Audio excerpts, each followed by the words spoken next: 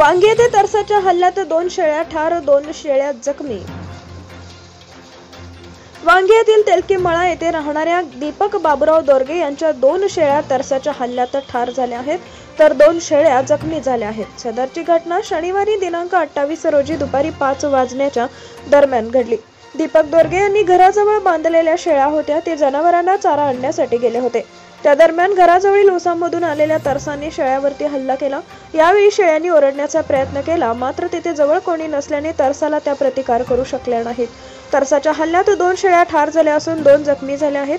दीपक दोरगे चारा घेऊन आल्यानंतर त्याने तरसाने शेळ्यावर हल्ला केल्याचा प्रकार दिसून आला। दीपक दोरगे यांचे जवळपास 25,000 रुपयांचे नुकसान झाले आहे। दीपक दोरगे यांनी याबाबत वन विभागाशी संपर्क साधून तरसाने केलेल्या हल्ल्याबाबत माहिती दिली। तरसाने केलेल्या हल्ल्यामुळे वाडी वस्तीवर राहणाऱ्या शेतकऱ्यांमध्ये भीतीचे वातावरण पसरले आहे। वन विभागाने या परिसरातील तरसांचा बंदोबस्त करावा अशी मागणी होत आहे।